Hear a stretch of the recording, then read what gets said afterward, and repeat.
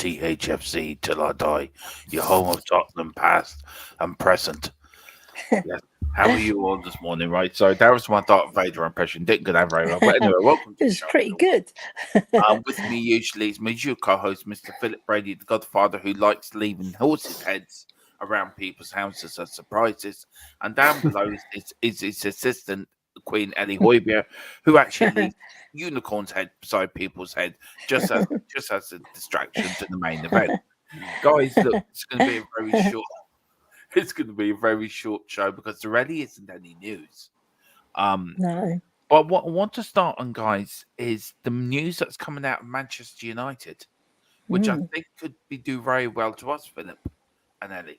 And I'll start with you first, Ellie, on this, and then I will go to you. Yeah. This is the news I have. It is right. I won't get that. I read it out fully. Actually, as it Yeah. was that Jasmine, who is I think the Qatari man, has bid directly to the Glazers, topping the bid laid on the table from Sir Jim. It's now closer to 6 billion asking price, but still falls well short of that asking price, but not by much. Ellie, do you think if Jim Ratcliffe doesn't get Manchester United, he will come knocking on Levy's door? I think so, because he's a very big football fan regardless. I know his allegiance is to Man United, but would be a good purchase for him. And I think he'll be a good man because he's a very established businessman and he knows football, which I like, and he's a passionate fan, which I like as well. So I'm hoping that he does, actually. Philip, you've said before, before I get to Philip, sorry, I just want to quickly pick a few people in the chat. Sorry, I want to say big up to Carl Simpson, FTSM Column, big up Column. David Clark's in, big up David. Hope you're right. Keela's in, big up Tequila, and that Philip.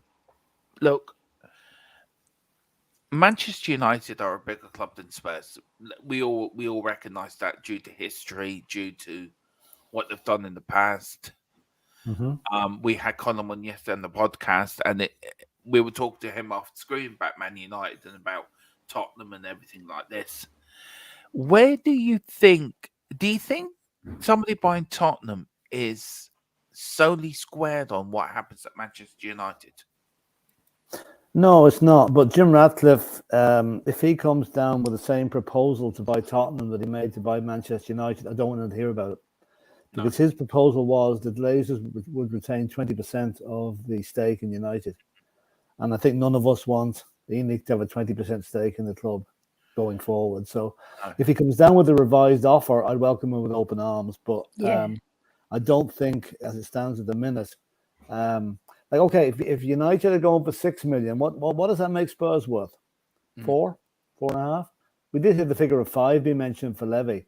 But the worry I've got is someone will come along with a perfectly reasonable offer of about 4 million, 4.2 million, and it'll be rejected and scare everybody else off. That's my worry. So there's going to have to be a little bit of compromise here and a little bit of common sense used. We're not in a good time. Interest rates are high. Money is hard to get hold of. Let's just sell for a reasonable price that everybody's happy with. Yeah, I mean, Ellie, look.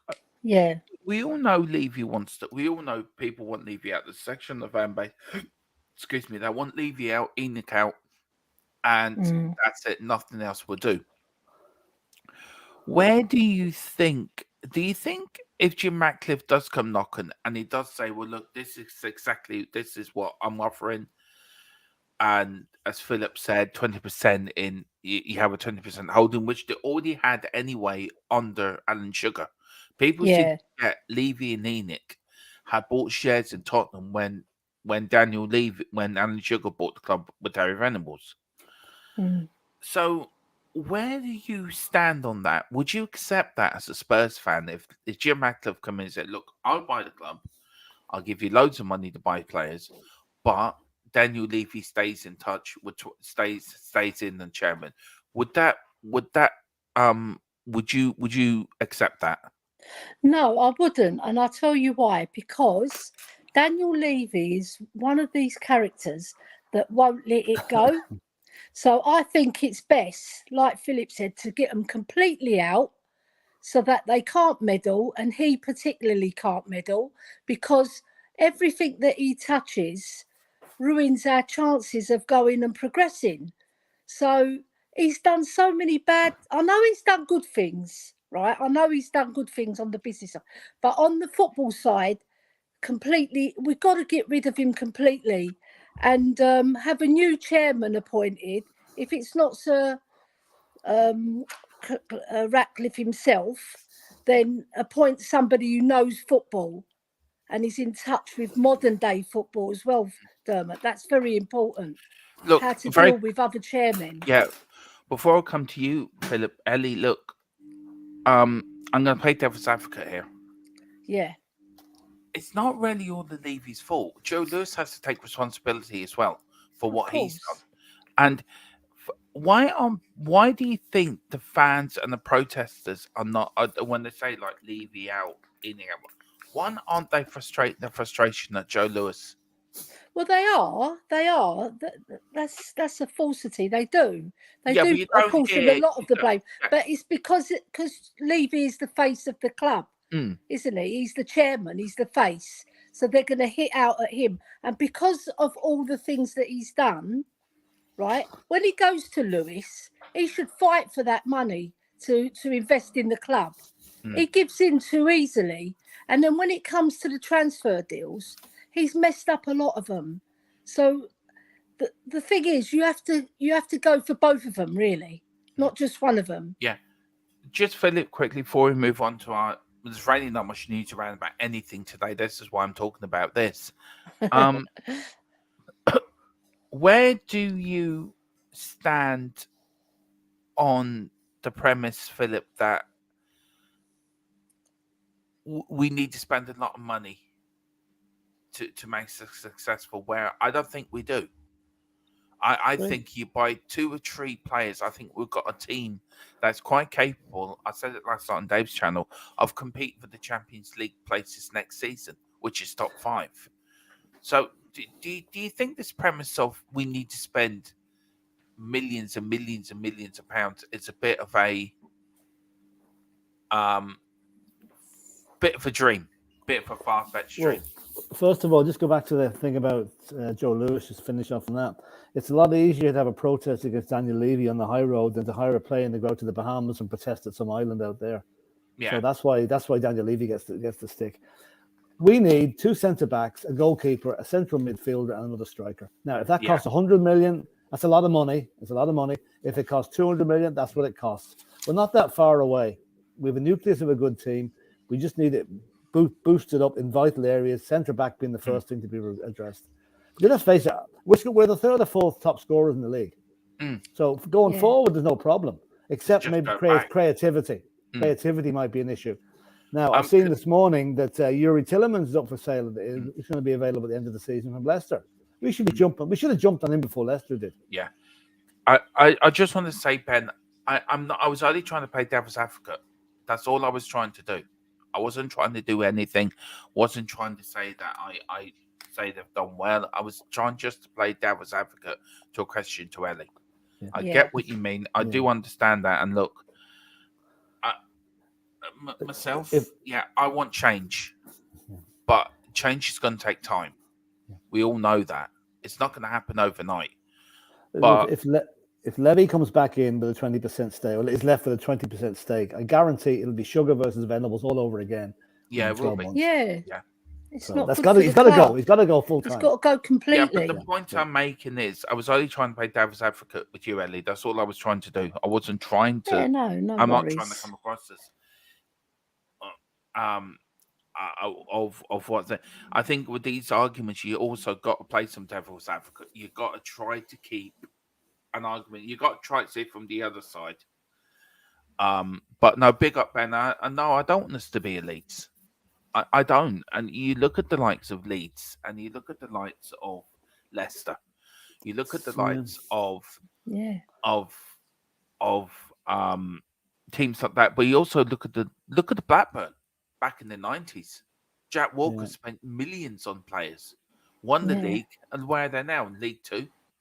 No, and League One. Wigan. Yeah. Remember Championship. Wigan? They And spent our loads. team, Luton, Philip, our channel team is now in the playoff, so we're going to be. Yeah, I hope we're following Luton now. Although I have a soft spot for Sunderland as well. I think the Sunderland fans deserve success. So. I would love a Luton Sunderland final, to be fair. It won't happen because they're playing in the semi-final. Oh, gee. Yeah. I've got a soft spot for Everton after yesterday. Yeah. Oh God, were they brilliant? They were Go on, brilliant against Everton. Everton. They were Woo. brilliant against Everton. I mean, Brilliant. it was gas. They had about 5 shots on target and scored 5 goals. Yeah, and my man Well, McNeil. Yeah, that he I played said very we should well. have bought. Yeah, He played Ben, very I know that wasn't directing me. I was just trying to make a point that I have to sometimes, as a host, play devil's advocate. But I understand where you come from. Big up, Ben, and everyone get over to the Ben Coffee Company. And Ben, please, can you let me know how you can send me some of your love coffee over here in Ireland? Some mornings I can do with some. So send us some. Ben, why don't you come on here? Why don't you come on here some mornings? We have a chat with you. Yeah. Actually, tell you what I'll do. If Ben, if you're around, send him the link. Ben, if you're around, it's been a while since you've been on the channel, Meister. You were part of the old channel, so the links there. Anyone wants to jump on with me, Ellie, and Philip for the next 20 minutes. I'll have to go at half, but you can carry on. Carry on. We're going to finish a half one anyway. But anyone wants to come in, Luton is a dump. I was born there. Trust me. Look, I used to live near Luton. I used to live in St Albans. I know Luton. St Albans is beautiful. I always said as a kid, if a nuclear war broke out, the first town they would hit would probably be Luton. Yeah. But I'll tell you a funny story about Luton. This is going off racetrack Tottenham, right? I used to go when Tottenham used to play Luton. Luton was massive for Irish people. It was full of Irish community in Luton. Yeah. And then suddenly, all the Irish just left. It was like the whole of the Irish community left Luton. And now it's different cultures there, different nationalities there. But Luton is the same in a lot of places in England. But as I was told as a kid, if nuclear war broke out, Luton would be all right. Luton would be the first one. My dad worked in Luton for years. We worked on a massive housing project in Luton for absolute donkeys of years. Tequila found that funny. I'm glad you did. They're in the second division. The championship playoffs, aren't they? Yeah, they are. Against Sunderland. on Friday. Yeah. By the way, just one thing: has anybody checked this morning to see if the Millwall ground is still standing? No, it's not. It's been demolished. I am going to get to that. I prefer to support you to support some Irish coffee roasters. They need to support my favourites club. Graham, Ben, send me the information. How do I support them? And what do I need to do? And also, if I give you my address, can I buy some coffee off you, please, sir? So you can send it to me. I really would love that if you don't mind. Carl, I want Luton to come up so I can stroll through the dodgy away entrance. Yeah, it's also Luton wants to come up because of a certain David Pleat. Our friend Mr. David Pleat. Yeah, I mean, we said last night, Philip, he was director of football when Danny Lee to give him the call. Where was he? He was broken It was broken down around the street corner, waiting for the AA to come and pick him up. I swear to God, if you ever watch this channel, we're in so much trouble with the law. Big up Ben. Clock picker, allegedly. Yeah. David Clark says, "Trust me." That's our disclaimer. Yeah. Trust me. If war broke out, Luton would empty in days. That's very true. Yeah. I have so many memories of Luton. So do I. I'll tell you a funny story about Luton. Yeah, go on then, Ellie. Now, I just wanted to add this, right? We were going to Norfolk and my husband took the wrong road and we visited Luton twice because he went round the round. We saw Luton Airport, then he came out and then we went again because he took the wrong road again. So we visited Luton twice by mistake. So it's not only New York, so good they named it twice. It's Luton. We named it twice. Yes, Philip. Yeah. So anyway, guys, look, let's get back to some football news here. Yeah, let's get back to the football. I'm going to start with you, Ellie. Yeah. If I get the team up here, right, and there's something I want to ask Perry, and I want to start with you, Ellie, first, right? This is the team that started on Saturday. Now, Ray Mason, for fair play to him, started with a 4-4-2, Without the ball, they went to a 3-4-3. How well do you think Ryan Mason has adapted? How well did the players adapt to what he wanted? And secondly, second part of this question, do you think he should be given the job full time?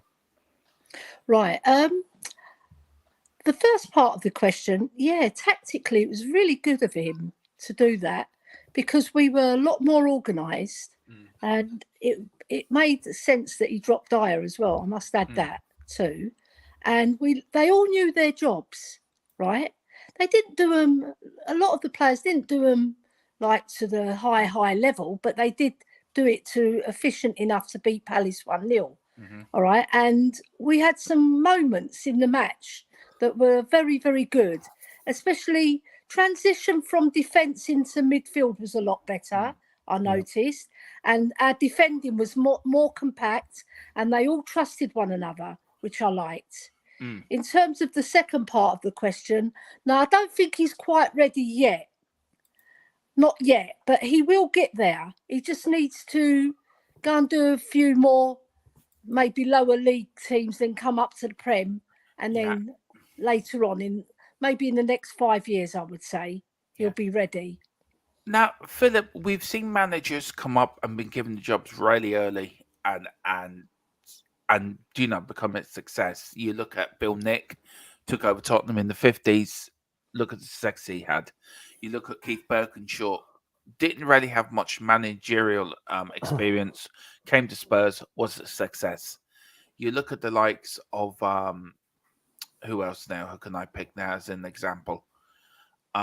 You look at the likes of like Roy Keane or the likes of Steve Bruce from Manchester United, haven't really been successful. You look at Company, his first major job in English football, and Burnley get promoted by winning the championship. Do you think that if Mason was given the job, that he could be a successor type? Well, I don't want him given the job. I agree with Ellie. He's too soon for him. I mean, he's done a very good job since he came in. I mean, he's made more tactical changes and he's been more open to change than the whole of the season up to this. He's done that more in 2 matches or 3 matches, So no, he will hopefully now, whoever comes in as manager or coach or whatever, will find a place for Ryan Mason in the backroom team. Like, I don't want a manager to come in with his own complete squad and Mason gets kicked out. He doesn't deserve that. He will be one for the future. I've no doubt at some stage he will probably manage Tottenham with a full time, but not just yet. I just want him to go out and get a bit more experience in the lower league or something first, So right, we'll go through this team here very quickly. Philip, I'll start with you. Emerson, keep or stay? No, sorry, I'll go through Foster. Keep or stay? Keep, yeah, because I mean Foster. Okay, we'll probably buy another goalie in the summer, but that will be linked now to Keelan Kelleher from Liverpool, who's a good keeper. And I see our mate Bazuma's only on the bench for Southampton now, so that might be a good point for us. Keep Foster, keep Emerson, keep Romero, keep Longley, ditch Davis, keep Porro, keep Højbjerg, keep Skip, keep Son, keep Richarlison, keep Kane.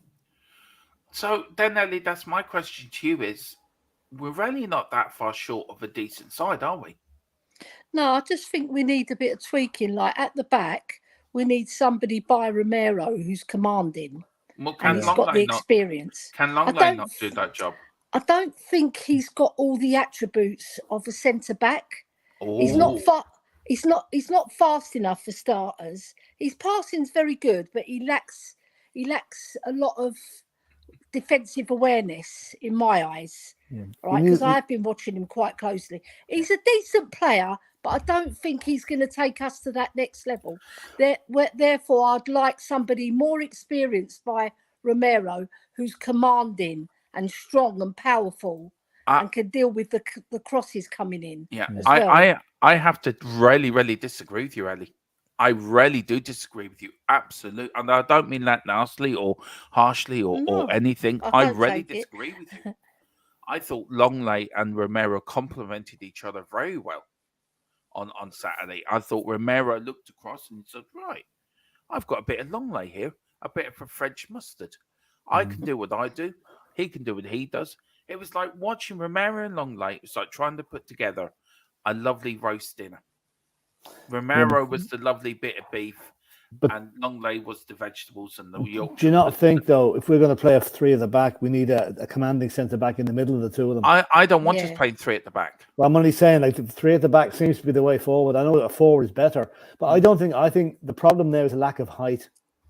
Yeah. They're neither Yeah, nor that tall, you know. I get what you mean, but I was just making my point why I thought. Oh no, Longley- they did very well. I keep the two of them are integral parts of us going forward. That's for sure.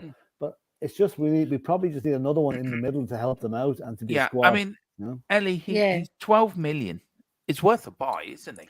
He's worth as a squad player. I agree. It's not worth getting rid of him because I see weaknesses in his game. And remember, we were only playing Crystal Palace. We've only scored 35 goals this season. So we weren't playing a dynamic attack. When we come up against the better teams, you need that extra bit of height and you need that extra bit of experience. Someone who can command and be right by Romero, guiding him as well. Because I'm with Philip on that one. But could you see there was Romero wasn't panicking on Saturday like he was against Liverpool with he wasn't. Dyer alongside him. I rarely do have to disagree with the pair of you on this. I rarely do, and I don't like doing it, but I rarely do have to disagree with you. Right, it's your prerogative. Well, that's your problem. But I just think the next time we let in 15 goals next season from corners because there's no height in the defence, then we might come back and get that. You know? But I'm not saying we don't need height. I'm not disagreeing with that. But what I'm disagreeing with you both is Longley for me is not a squad player. He's a first team player. For him, I never said he was a squad player. I never said he was a squad player. I don't agree. He's a squad player. I really don't. I think he's a first team player. He's a first on the team sheet. But it showed the defense on Saturday showed we were calm, we were composed, we didn't panic. And I agree with Eddie when you say we're only playing Crystal Palace,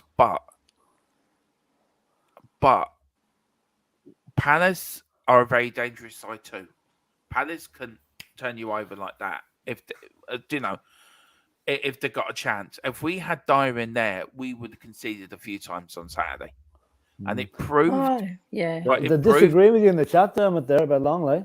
They're saying you struggle. I'm just thinking. Do you know what my angle is on it? He's a bit slow getting back. It showed when we played Man City away. And a few other times when the ball came over, he couldn't recover because he hasn't got the pace. That's what I'm worried about. Yeah, when we come up against the more attack-minded teams that score goals readily. But I agree with you to a point, though. We were calmer. We were calmer because Longley's got experience. But I just personally think he'd be good as a squad player rather than a first teamer. And we buy someone better than him. Right. Well, listen, we're going to end it off there. There wasn't a lot on today, news-wise anyway, but we will be back. If any news breaks during the day or during the evening about our manager or director of football or anybody like that, we will be back. Whereas Carl Simpson sort of agrees with me. So the current defenders options, Longley's to start for me. Big up, Carl. I will take any support on that going. But don't worry, at the end of the season, we are going to do a squad review. So we're going to see where that takes us. There will be a lot of disagreements. There will be tempers. There will be kettles thrown at us. There will be... Ellie will throw a hat at the screen. Philip will walk off and discuss.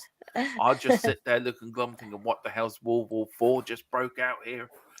And we are going to bring up a politics show during the summer, which I'm really looking forward about world politics, something non-football for the crack.